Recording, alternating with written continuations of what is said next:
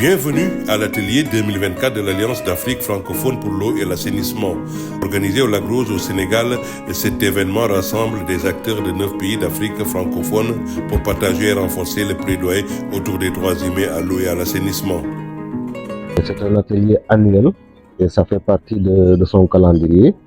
Donc, comme faisant suite à l'atelier de Guinée qui s'est passé l'année dernière en 2023, et où on a abordé en tout cas la question des droits humains à l'eau et à l'assainissement. Maintenant, cette année, c'est un prolongement pour avoir une démarche assez opérationnelle et assez logique qui permettrait en tout cas de mieux prendre en considération ces aspects-là, notamment sur l'intégration du droit à l'eau et à l'assainissement dans les textes juridiques des différents pays. Donc ce sont des collectifs nationaux de la société civile qui sont engagés dans du plaidoyer pour faire évoluer les politiques publiques en faveur des droits humains à l'eau et à l'assainissement. Malgré des avancées mondiales, l'Afrique subsaharienne reste la région la moins bien desservie en matière d'eau potable et d'assainissement. En 2024, l'AFEA place le plaidoyer pour les droits humains à l'eau et à l'assainissement au cœur de ses priorités. Que les enjeux sont devenus de plus en plus pressants et que les droits humains à l'eau et l'assainissement ne sont pas effectifs dans nos pays. Nous allons voir quelle est la nouvelle stratégie qu'on pourrait adopter pour que cette problématique-là puisse être adressée. De plus en plus, les gens s'occupent de réaliser des infrastructures. Si vous voyez les taux d'accès que les gens communiquent, le Sénégal est à 98%, le Togo est à 76%, le Bénin est à 78%, mais la prise en compte des principes de droits humains à l'eau ne sont pas respectés. Au niveau du Burkina Faso, nous nous décrivons effectivement comme étant une société civile qui doit accompagner l'accès à l'eau au niveau des démarches et des actions, disons, en tout cas gouvernementales. Donc, en ce sens, nous avons des partenariats avec le gouvernement, avec tous les acteurs, avec les PTF, où nous disons effectivement ce qu'il faudra faire, comment est-ce que nous voyons un peu les choses. Nous mettons une touche de la société civile, une touche des droits humains, et du coup, on a réussi à ce que le gouvernement nous voit comme étant un partenaire. Pendant 3 jours, les participants ont partagé leurs expériences, échangé sur les bonnes pratiques et défini des actions concrètes pour l'avenir. Aujourd'hui, nous avons partagé l'expérience du Burkina Faso sur comment conduire le plaidoyer dans des pays en transition politique. D'abord, nous sommes partis du fait que les transitions politiques marquent comme une virgule, je ne dirais pas une opposition, comme une virgule par rapport aux démarches, par rapport aux principes des droits humains. Ça pourrait être comme s'il y avait une contradiction, parce que c'est un point-virgule à la démocratie. Donc, le pouvoir est là, on prépare une transition politique. Donc, du coup, ils sont là pour relever d'autres priorités. Donc, les transitions politiques sont des contraintes qui changent le positionnement de la priorisation des droits à l'eau, hygiène et assainissement. Vous ne pouvez parler effectivement qu'il faut prioriser absolument ces droits-là dans un pays où effectivement les gouvernants se battent pour sécuriser le pays contre les terroristes, pour sécuriser les pays contre l'occupation, disons, étrangère. Nous, les réflexions que nous abordons, c'est pour avoir une certaine mitigation par rapport aux défis. Quand vous êtes dans un pays qui traverse une transition, qui sont des périodes exceptionnelles sur le plan politique, il va de soi que les acteurs que nous sommes doivent faire en sorte qu'il n'y ait pas de confrontation avec les autorités en place, mais qu'il y ait une sorte de dualité où nous pensons que nos actions peuvent être une plus-value pour pouvoir faire en sorte que les communautés puissent avoir accès à l'eau potable et l'hygiène et l'assainissement. L'enjeu de cette rencontre, vous savez que c'est un partage d'expériences en différents pays qui ont des contextes politiques assez différents, mais comment faire en sorte que les pays qui sont dans des périodes, dans une situation normale, puissent partager les expériences avec les pays qui sont également en transition. Nous, dans le cadre de notre plaidoyer à l'endroit des pouvoirs publics, nous avons toujours cette approche en termes de dualité et non, en tout cas je veux dire en termes une sorte de duo par rapport à ce que nous faisons comme travail. Parce que la confrontation avec les pouvoirs publics, ce n'est pas nécessaire. Avec habilement, avec une stratégie bien nourrie, nous pensons que nous sommes en mesure de faire en sorte que les autorités acceptent ce que nous faisons, parce que ce que nous défendons, c'est l'intérêt public que nous défendons. L'atelier a aussi permis de renforcer les liens entre les membres, une clé pour un plaidoyer efficace.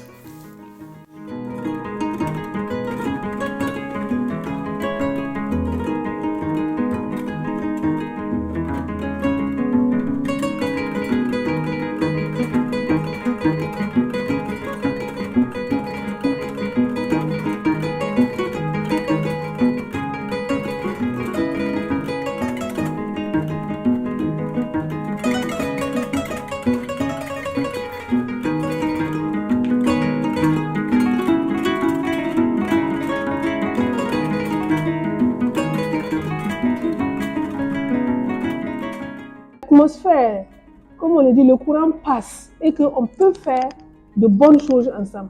Je pense qu'en tout cas, on peut le faire. En 2025, avec tout ce dont on a parlé, on aura énormément de travail d'alliance. Avec ce travail qu'on va réaliser, va aller plus loin et va réaliser cette montée en puissance-là, et que les messages de plaidoyer seront entendus aussi par les décideurs et concrétisés. Aujourd'hui, je me sens motivée pour travailler sur ces problématiques au sein d'ACF et de savoir comment on peut le lier aussi à la nutrition. Et je veux, et si possible, que les pays comme les fonds d'autres, comme le Mali et le Sénégal, partagent de temps en temps des évidences et des résultats des activités de plaidoyer réussis qu'ils ont eu à faire. Ça nous permettra de les implémenter ou de prendre connaissance effectivement de leur cadre de nos actions futures. Je vais poursuivre les actions de plaidoyer une fois arrivé au pays avec le doyen Félix. Et une fois aussi arrivé au pays, nous allons ensemble faire la restitution aux autres membres du CANEA. Je veux qu'on respecte les engagements que nous avons pris ici et qu'on puisse transformer notre plan d'action en activité avec la mobilisation des ressources beaucoup plus nombreuses et en qualité. Je sais que nous sommes sur la bonne voie à travers les recommandations fortes ou les messages forts que nous venons de décliner, mais surtout avec le changement de l'appellation de notre alliance. Au retour dans notre pays, certainement, on va faire d'abord le compte rendu de ce qui s'est passé et mieux s'organiser pour mieux sauter par rapport à l'atteinte des droits à l'eau, et l'hygiène et l'assainissement dans notre pays. Je repars ici vraiment très motivé, surtout par les actions futures, même si les défis sont assez énormes dans le secteur. Je sais aussi qu'on va s'y mettre afin de mettre en œuvre le plan d'action, ce qu'on peut faire au niveau national, ainsi que ce qui peut se faire avec tous les membres du collectif. Je sais qu'à travers également ce qu'a fait AFEA, donc réunir, rassembler pas mal d'organisations de la société civile pourrait quand même impacter les politiques publiques dans chaque pays. Et je pense que là, chacun doit s'y mettre. Et ça a été également une belle expérience, donc avec et de beaucoup faire également focus sur la communication. C'est important parce qu'on est à l'ère de la communication. Si on ne communique pas, d'autres vont le faire à notre place. Merci. Cet atelier a débouché sur des résultats concrets. Un plan d'action 2025, stratégie commune de plaidoyer et l'adoption d'une charte de gouvernance pour l'Alliance.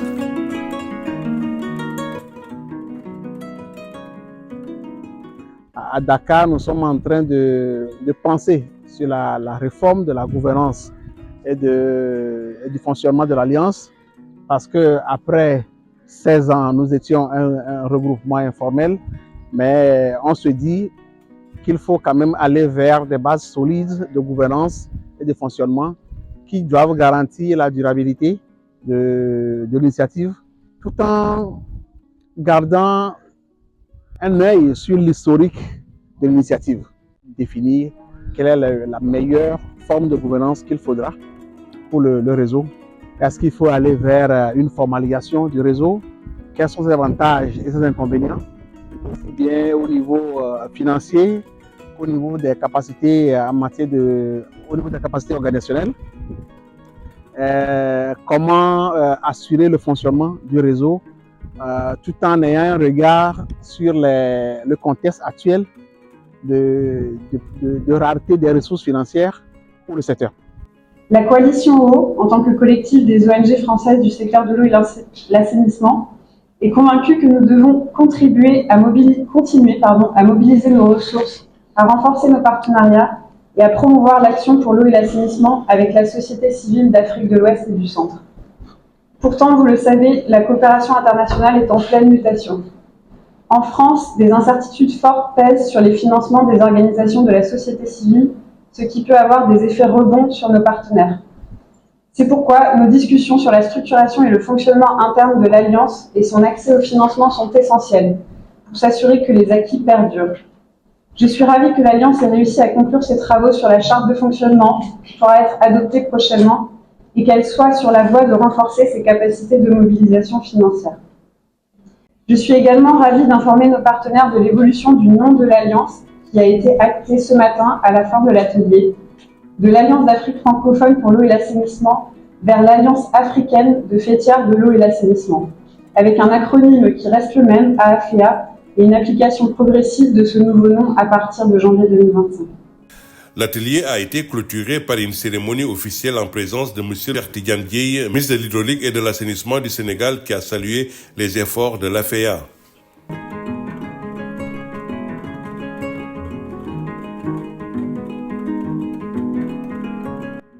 Cet événement qui a rassemblé des représentants de 9 pays d'Afrique de l'Ouest et du Centre illustre parfaitement l'importance de l'intégration africaine face aux défis liés à l'eau et à l'assainissement, qui sont des défis communs dont nous avons la charge de trouver des solutions urgentes.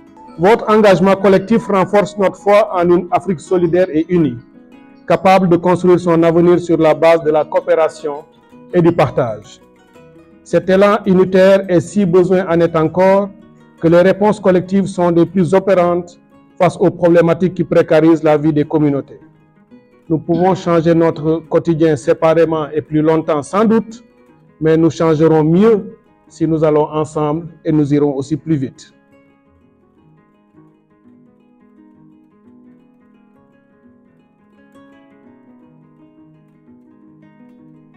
Ont formulé plusieurs messages à l'endroit des décideurs pour rendre effectifs les droits humains à l'eau et à l'assainissement et favoriser l'atteinte de l'ODD6. Formuler un plan juridique et politique des droits humains à l'eau et à l'assainissement. Dans de nombreux États, les droits humains à l'eau et à l'assainissement restent insuffisamment reconnus ou appliqués, faute de volonté politique, de mécanismes d'application efficaces et en raison des crises sécuritaires. Les collectifs membres de l'AFEA recommandent aux États d'intégrer ces droits dans les cadres juridiques, les mettre en œuvre par des décrets, établir des mécanismes de suivi et adopter des plans inclusifs basés sur la non-discrimination et l'universalité.